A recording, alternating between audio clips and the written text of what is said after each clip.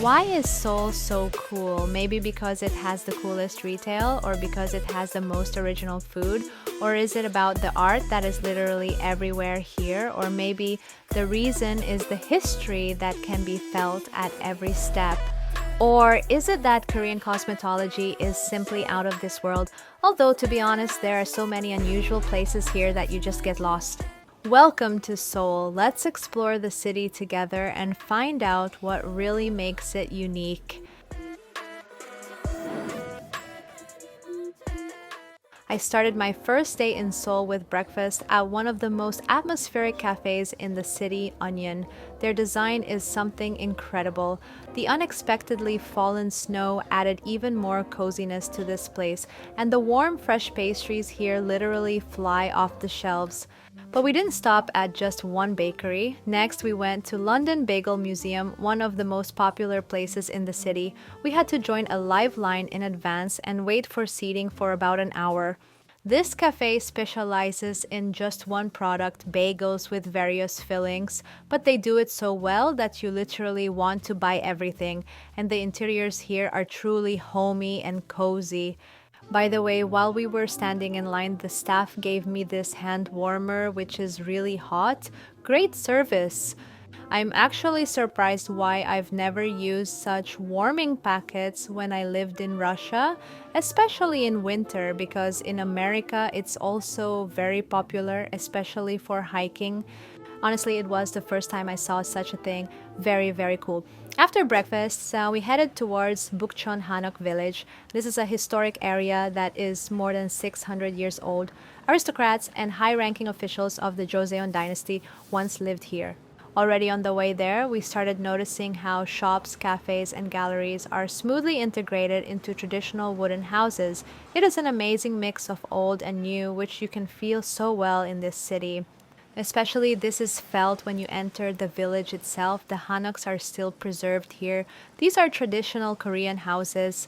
We randomly wandered into an exhibition pavilion where you can look inside such a house and see how the locals lived.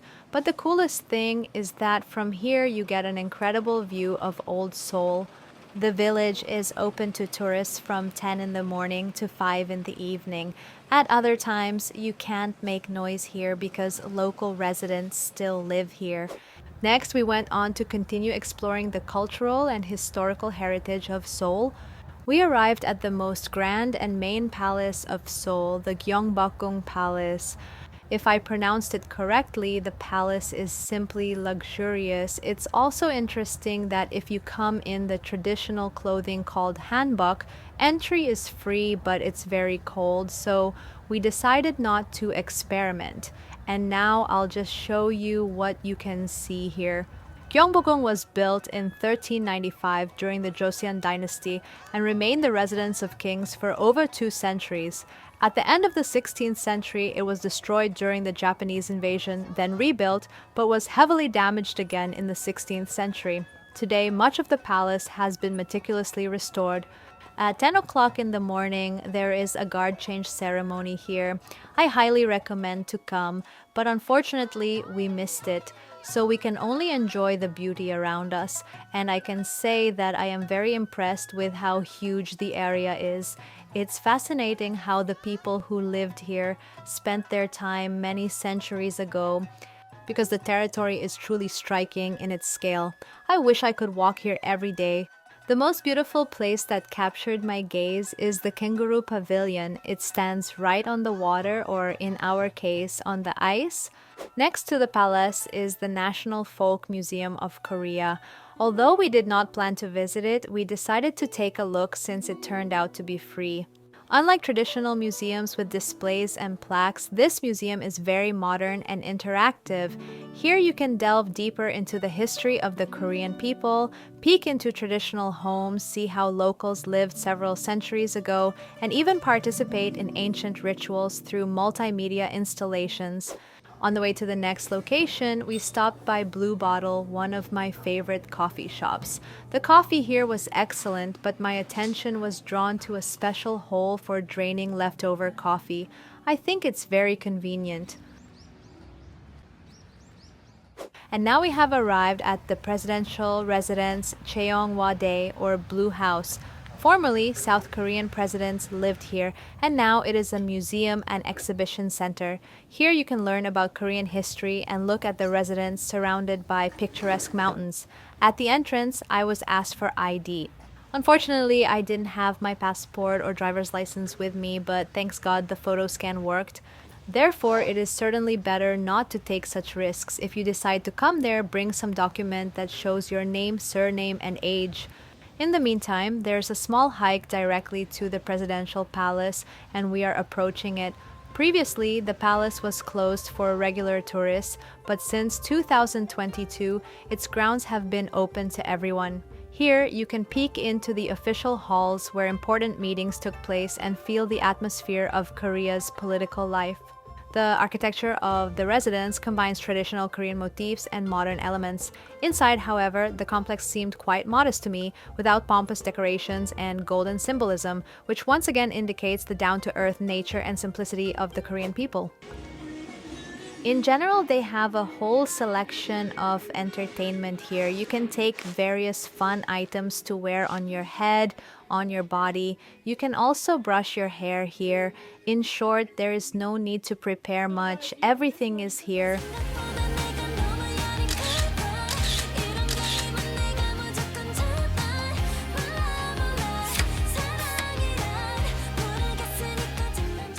And the last historical site for today is the Changgyeokgung Palace. This is a palace that was built for concubines and royal widows. It is smaller in size, but overall it feels very cozy here. It also houses one of the oldest botanical gardens in Korea, but unfortunately it was closed. We did not stay in the palace for long because we were very hungry, so we headed to the next place, and it was Gwangjang Market. It is the oldest traditional food market in Korea. Here you can try national street food, anything that you can imagine. And now we will see what we can try here. And I will be showing you the local food and sharing impressions of how tasty or not tasty it is.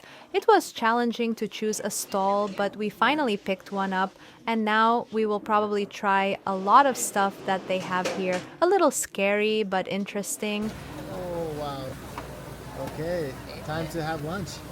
Okay, thank you. Oh no, he is moving. Anyway, I'm trying these weird guys. He's alive and now he's going into my mouth. Tasty. Tasty? It's truly really tasty. So now we are going to try these. This is pig skin.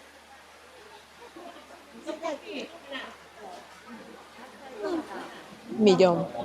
Medium. Well, I really hope we don't make a mistake with dumplings.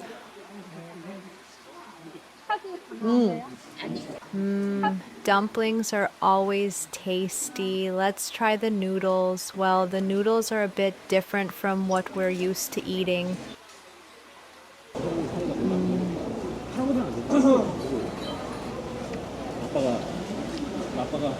Well, it's really hearty, glassy, but cool. Love it. Now we are going to try some pancakes. This is called hot dog. Well, let's try.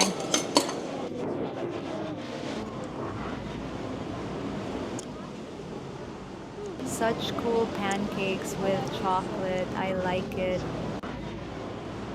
And guys, look what I found. These are cookies from Squid Game. Alright, now we're switching from historical places to something modern. This is the DDP, a center for contemporary design, architecture, museum, exhibition center. It was designed by the famous architecture Zaha Hadid. It was opened recently, around 10 years ago, if memory serves. Let's go inside and see what's there. I was very surprised to learn that there is no permanent exhibition at the DDP.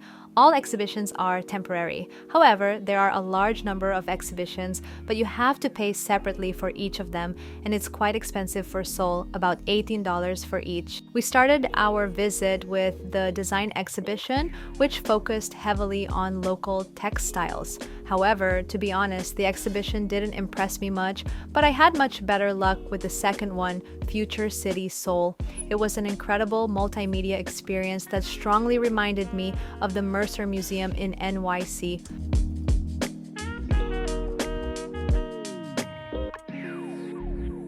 Evening has arrived. We are heading towards the restaurant to eat the famous dumpling soup. And now we are on the street in the Myeongdong area, super popular area among both tourists and locals. It's a very lively neighborhood with a lot of street food vendors, shops, and entertainment. Such a well-known place here. And what's interesting here is that it is super crowded, just an enormous number of people. It seemed to me that Seoul was such a quiet city, maybe because it snowed for the first time in a long while today, but there were very few people, and now there's quite a crowd here. But all good, we are almost there. So we have arrived and ordered this famous dumpling soup. There's a restaurant here that serves only 4 dishes. There aren't even any drinks except for water and tea, but they brought it all to us in 1 minute. All right, shall we try it?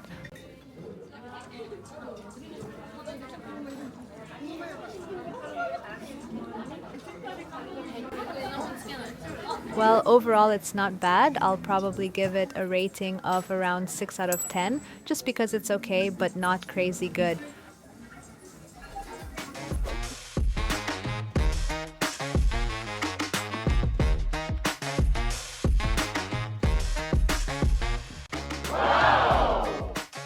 Good morning, our day 2 in Seoul. The snow has just melted and very sunny. Warm weather has arrived. Today we are starting the morning in Ikseondong. It's a village also known as a Hanok village.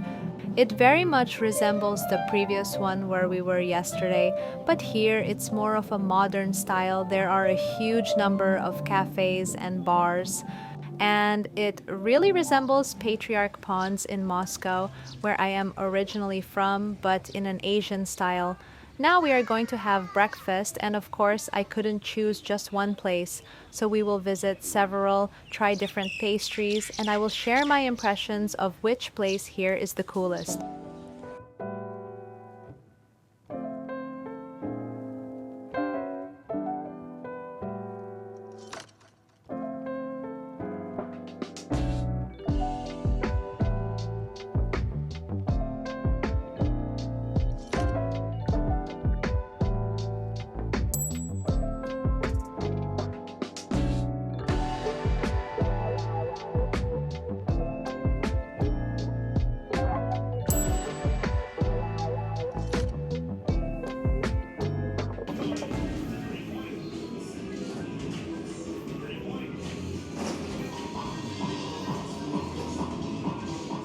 We arrived in Mapogu area. Here is a park, a site called Lime Forest Park. Urbanization was conducted here, and the urban space was improved. So the government created such an urban park in the middle of buildings, shops, cafes, restaurants, so literally in the middle of the city. And of course, it's called the local Central Park from New York, but of course, it's very far from Central Park. It's quite small and not that lush. There are a lot of young people here and many cool, trendy restaurants and shops nearby. Overall, it's a really great place for a walk. In Korea, there's this crazy coffee culture. Cafes are all over each other and they're all packed. I've never seen anything like that even in Tokyo.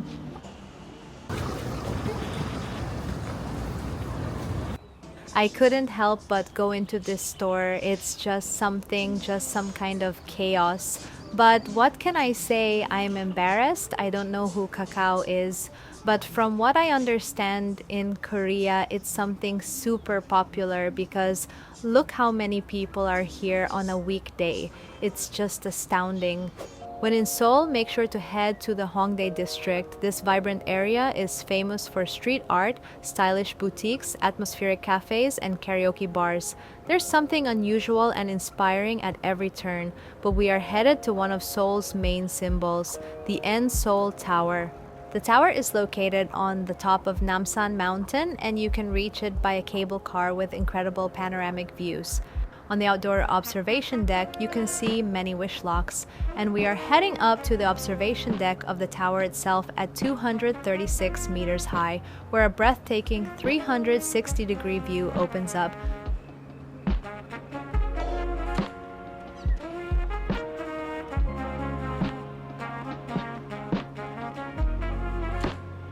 I came to Olive Young, which is the most popular Korean cosmetic store. And what's really cool here is that there are a lot of signs in English, making it easy to figure out where everything is. Very convenient. I'm not really versed in cosmetics, but I know collagen is very popular in Korea. This one has kombucha.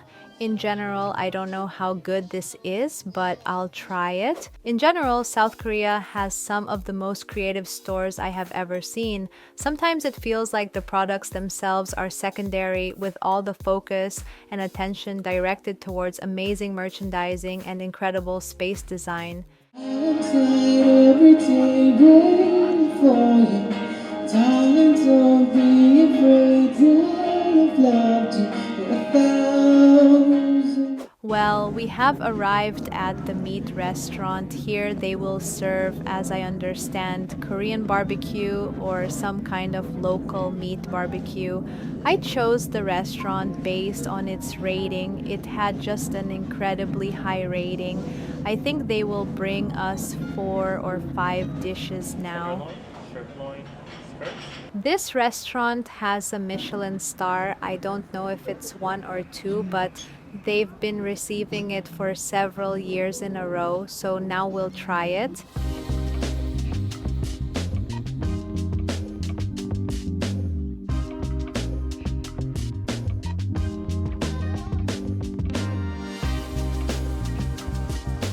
Just incredible flavors. I don't know how to describe it. So many types of meat actually won't fit in the stomach, but the quality of the food is simply excellent. I recommend 100% visiting this place. Good morning, day 3. I can say that I just tried the best coffee in Seoul of all time from a place named Cotton. I don't even know how to describe it. Incredible flavors. I have a signature latte. This drink was called Cotton Latte, and Ryan took cinnamon cappuccino. Definitely visit this place and try their coffee. I guarantee you will have an amazing experience. The barista at the coffee shop advised us to have breakfast at Artist Bakery, and here we are again standing in line. But as we've already understood, in Asia, a line is almost a 100% guarantee of quality. The establishment specializes in freshly baked croissants and baguettes with various flavors. I don't know what the secret of Korean pastries is, but I guarantee that no one will be indifferent to them. What I like about Korea is their ability to perfect one thing, to focus on it. For instance, bakeries, small restaurants, and many other places serve just one dish and specialize in presenting one delicacy, and they do it very well. I think that's the secret of success. Right now, at the bakery we were at, we found it completely by accident. We were just thrilled. They make croissants with different flavors, and essentially, besides this bread, they have nothing else. You can order soup, and that's it, nothing else. Before that, we went to a bagel place where they also make only bagels, and they did it incredibly well. And perhaps that's the secret of Korean services, being able to do one thing but do it very well. We approached Jogyesa Temple. It is the main Buddhist temple in Seoul. It looks very peaceful, and as I understand, the main religious festivals and holidays are held here.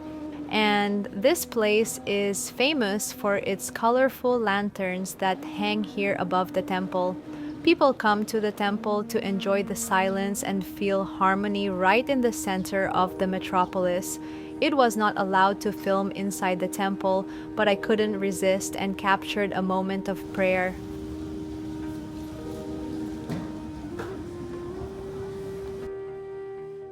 Friends, you all surely remember that famous Korean song Gangnam Style. In honor of this song, a monument was erected in the district of the same name. Can you imagine how one song managed to promote an entire city and make it famous worldwide? Incredible. Last year, when I was traveling in Tokyo, on the way back, I saw a place on TikTok, and after that, I decided that I absolutely had to come to Seoul the next year. And here I am. Starfield Library is one of the most unique library I have ever seen in my life. Imagine giant shelves several stories high, filled with thousands of books right in the middle of a huge shopping mall. It's always crowded here, and remarkably, it's not only tourists taking pictures against the backdrop of huge bookshelves, but also locals who truly come here to read a book and have a cup of coffee. We also wanted to check out the Olympic Park because this is where the Seoul Olympics of 1988 took place. But unfortunately, the stadium is currently under reconstruction. In 2026, it will be transformed into a modern multifunctional venue where various sports and cultural events will be held. Friends, today you have a unique opportunity to engage with the beauty industry in Korea because I'm going to face treatments. And this is a very popular clinic on social media that performs 3D skin analysis and customizes care depending on the condition of your face. So it's very interesting. You know, Korea is just a beauty mecca. Let's see what they offer us today and study the local technologies. First of all, everything here is super stylish, atmospheric. The staff is incredibly friendly and speaks perfect English. We were greeted beautifully and served some magical drink that changed color. Then we were invited into a room filled with high-tech devices. First, my skin was tested using some modern technologies, and they identified issues that need to be addressed. They estimated the age of my skin as 27 years. I was super happy about that because in real life, I am 4 years older. The specialist recommended a glow skin procedure package. Before starting, they took a photo of me with a very trendy machine that captures the result before and after. Then I lay down for the procedure and just enjoyed the process. Everything was so relaxing and pleasant that I almost fell asleep. I didn't feel any pain. The cosmetologist used some Korean devices I had never heard of before. By the way, the procedures are perfect not only for women but also for men who come with you, and the results exceeded all my expectations. My skin became incredibly smooth and hydrated.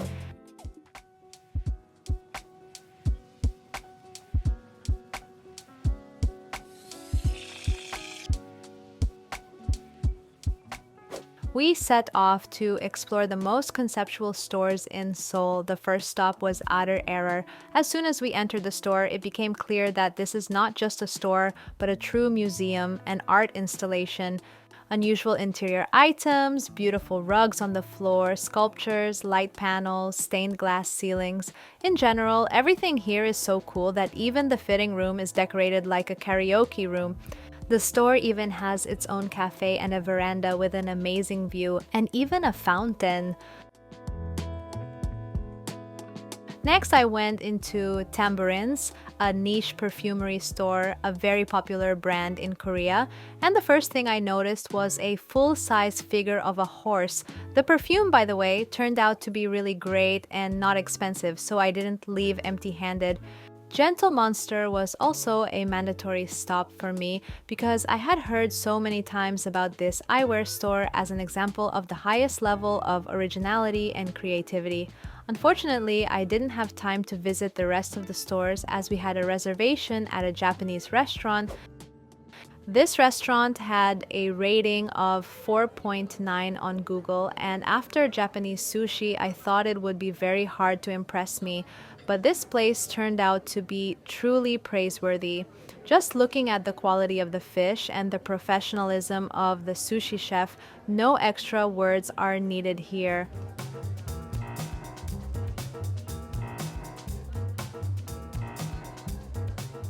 I think by the 20th serving, I already gave up and I have no strength or space to finish. And it feels like the servings just keep coming. But interestingly, if you want to try top class nigiri, then you definitely need to come specifically to omakase and only with a reservation. Just walking in from the street and finding some good sushi is practically impossible. We have tried many times, but omakase is always top notch. And it doesn't matter where you are, whether here in Korea or in Japan, so make sure to book. For those interested in Korean cosmetics, Ryan and I got these recommendations at the salon on what we need to buy for facial care. Although this was not recommended to us, I found it on TikTok. The very popular Age Booster Pro. It's called a Medicube. Basically, it has a bunch of different functions for the face, buster mode, red light, derma, and air shots. So I'll be trying it out. I also got Medicube pore pads. And also, I've got a bunch of products, serums, creams, moisturizing, toning lotions. This brand was specifically recommended for these products. They said this thing is the best moisturizing product on the K-pop market right now, and the price was really affordable. Actually, this serum they recommended for men, so Ryan bought it, and this eye cream was highly recommended to me.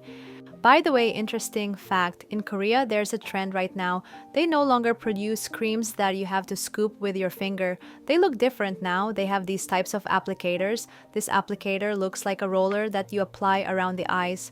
Well, unfortunately, you can't see it here, but trust me. So, what's the secret of this city? I think it's that everything intertwines here: history, technology, art, food, fashion.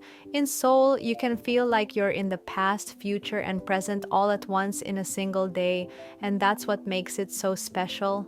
Amazingly, even at the airport, Korea never ceases to amaze because there are beautiful installations, stores, robots, something unusual everywhere. Well, our journey is coming to an end. We are heading to the next location, and don't forget to subscribe to my channel, follow the new episodes, and see you next time.